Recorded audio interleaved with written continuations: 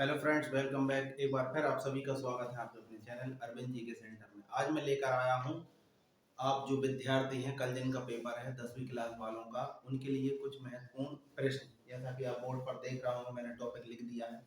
तो आइए टाइम खराब ना करते हुए मैं आपको सीधा सीधा प्रश्नों पर ले चलता हूँ। देखिए, कल के पेपर में यह प्रश्न आ सकते हैं जो मैं आपको अभी बताने जाता हूँ।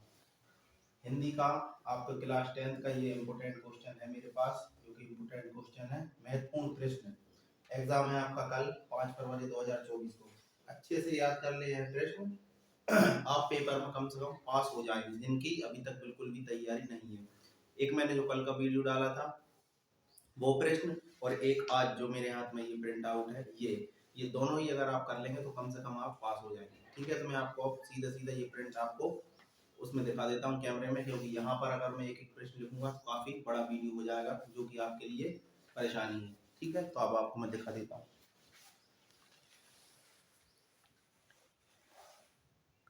देखिए, ये है प्रश्न, मैं आपको एक एक पढ़ के दिखा देता हूँ। वीडियो में आपको साफ दिख रहा होगा वैसे। पहला प्रश्न है आपका, यशोधर बाबू की पत्नी अपने बच्चों का साथ क्यों देती है। ये ऑप्शनल टाइप के प्रश्न है, एक एक दो दो नंबर के हैं ये। ठीक है, इसके बाद फिर अगला प्रश्न, रचना के आधार पर वाक्य कितने प्रकार के होते हैं, लिखिए। फिर है आपका अगला प्रश्न, तत्सम एवं तद्भव शब्द की परिभाषा उदाहरण सहित लिखिए। अगला प्रश्न है आपका, निम्नलिखित मुहावरों के अर्थ और प्रयोग लिखिए इनके, जो आपके मुहावरे दिए हैं। खून पसीना एक करना। फिर है अगला आपका, आग में घी डालना। अगला क्वेश्चन है आपका, कोई चार तकनीकी शब्द लिखिए। जो कोई भी चार तकनीकी शब्द हैं उनको आपको लिखना है।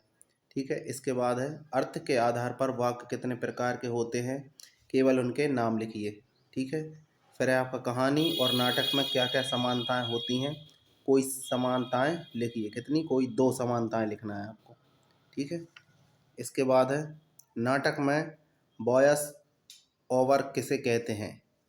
अगला है आपका, जीवनी और आत्मकथा में दो अंतर लिखिए। फिर है अगला क्वेश्चन आपका, संस्मरण और रेखा चित्र में दो अंतर लिखिए। फिर अगला प्रश्न है आपका, कविता के संदर्भ में बिना मुरझाए महक के गाने माने क्या होते हैं। बिना महक के माने। अगला प्रश्न है, लुट्टन पहलवान ने ऐसा क्यों कहा कि मेरा गुरु कोई पहलवान नहीं, यही ढोल है। ठीक है, अगला प्रश्न है आपका, भक्ति काल की सगुण काव्यधारा की दो विशेषताएं लिखिए। फिर अगला प्रश्न है, पतंगों के साथ साथ वे भी उड़ रहे हैं, बच्चों का उड़ान से कैसा संबंध बनता है। ठीक है, फिर अगला प्रश्न है आपका, भक्तिन अपना वास्तविक नाम लोगों से क्यों छुपाती थी। अगला प्रश्न है फिर आपका, निम्नलिखित मुहावरों का अर्थ बताते हुए वाक्यों में प्रयोग कीजिए। पहला है, गुदड़ी का लाल। दूसरा, आंखों पर पट्टी बांधना। इसके बाद आपका प्रश्न है, विपरीतार्थक शब्द युग्म क्या होते हैं, उदाहरण सहित लिखिए। नेक्स्ट है आपका, कवि संसार को अपूर्ण क्यों मानता है। अगला है आपका, 30 त्योहार पर कौन कौन से पकवान बनते हैं। फिर है आपका, शिरीष के फूलों की क्या विशेषताएं हैं, सॉरी ग्रीस है वो। फिर है अगला आपका प्रश्न, कवि के उर में कैसी बेहलता जन्म लेती है। फिर है आपका, न्याय का तकाजा क्या है। इसके बाद है आपका, सांगरूपक अलंकार की परिभाषा उदाहरण सहित लिखिए। इसके बाद में एक वीडियो अलंकार का भी अभी डालने वाला हूं, तो उसको भी आप अच्छे से पढ़ लीजिए। इसके बाद आपका प्रश्न है, स्नेह सुरा से क्या आशय है, कवि किस कारण अवसाद से ग्रस्त है। फिर है आपका, ऊषा का जादू क्या है और क्यों टूट रहा है। अगला है आपका, भक्ति काल की दो विशेषताएं लिखिए। फिर है आपका, काव्य की परिभाषाएं लिखिए। संचारी भाव किसे कहते हैं, इनकी संख्या लिखिए। फिर है आपका, रूपक अलंकार की परिभाषा लिखिए। फिर अगला प्रश्न है आपका, प्रिंट माध्यम क्या है। फिर अगला है आपका, शब्द शक्ति के कितने भेद होते हैं, नाम लिखिए। फिर है, इंटरनेट पत्रकारिता क्या है, ये इंपोर्टेंट प्रश्न है। यशोधर बाबू के चरित्र की दो विशेषताएं लिखिए। सपनों के संसार से कवि का क्या आशय है। फिर अगला प्रश्न है आपका, छायावाद की दो विशेषताएं लिखिए। फिर नेक्स्ट है आपका, वीर रस की परिभाषा लिखिए। फिर अगला आपका, किन्हीं दो महाकाव्य व खंड काव्यों के नाम लिखिए। ये तीनों ही प्रश्न आपके मोस्ट इम्पोर्टेंट है, छायावाद, वीर रस और किन्हीं दो महाकाव्य वाले। फिर अगला आपका बिंब विधान क्या है। फिर है आपका बाजार एक जादू है, ऐसा क्यों कहा गया है। फिर अगला है आपका दुर्मिल सवैया छंद की परिभाषा लिखिए उदाहरण सहित। अगला है आपका प्रयोगवादी कविता की विशेषताएं लिखिए।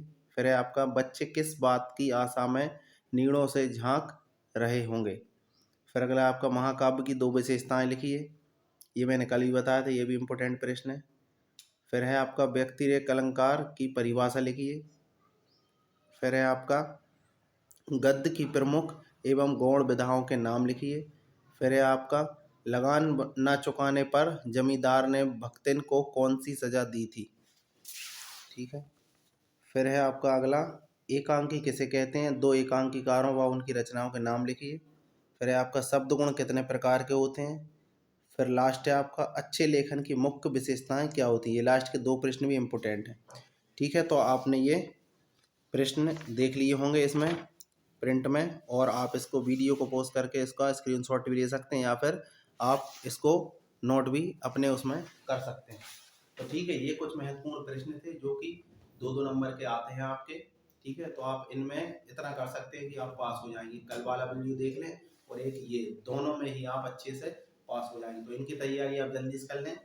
ये बहुत छोटे छोटे प्रश्न हैं, इनको आप एक एक दो बार भी अगर याद करेंगे तो आपके अच्छे से याद हो जाएंगे। इसके बाद मैं एक और अलंकार वाला वीडियो डालने वाला हूँ, तो आप उसे भी देख लें और उन्हें भी अच्छे से याद कर लें। आशा करता हूँ वीडियो आपको पसंद आई होगी। तो सभी विद्यार्थियों के साथ इसको जरूर शेयर करें और कल अच्छे से सभी लोग पेपर दें। सभी के लिए बेस्ट ऑफ लक। आप सभी का बहुत बहुत धन्यवाद।